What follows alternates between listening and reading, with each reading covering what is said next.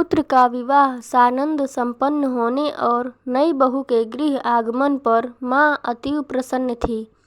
बहू को आशीर्वाद देने आए सभी लोगों के समक्ष हुलस कर यही कहती, मेरे लिए तो बहू और बेटी में कोई फर्क नहीं, बहू तो मेरी बिटिया ही है। बहू भी यह बात उमग कर सुनती और ईश्वर के प्रति बारंबार आभार व्यक्त करती, स्वयं को भाग्यवान समझती। कुछ दिन बाद माँ ने वर्षों से घरेलू कार्यों हेतु रखे गए 2 नौकरों को कार्यमुक्त करते हुए तर्क दिया, अब घर में बहू आ ही गई है, तुम लोगों की कोई ज़रूरत नहीं है। बहू विस्मित थी।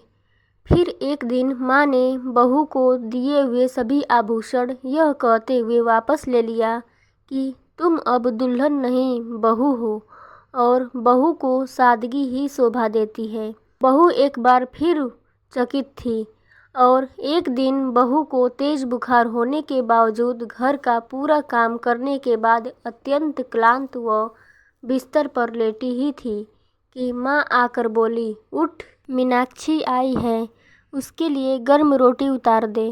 बहू ने आज पहली बार विनम्रतापूर्वक इनकार करते हुए कहा, माँ, आज तुम्हारी इस बेटी का स्वास्थ्य ठीक नहीं है, भोजन मैंने अधिक ही बनाया है, मीनाक्षी दीदी भी बड़े आराम से खा लेंगी। लेकिन माँ गर्म रोटी की जिद पर अड़ी रही।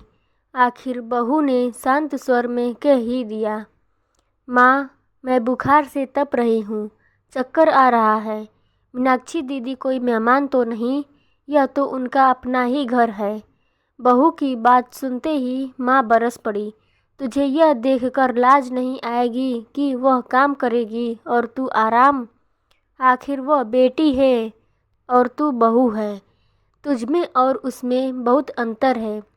इस बार बहू विस्मित चकित नहीं थी, क्योंकि वह समझ चुकी थी कि माँ अब माँ नहीं रही, माँ से आगे बढ़कर सासू माँ बन गई है। सो फ्रेंड्स, इस वीडियो पर आपकी क्या राय है हमें कमेंट करके ज़रूर बताएं। Subscribe to channel. Thanks for watching.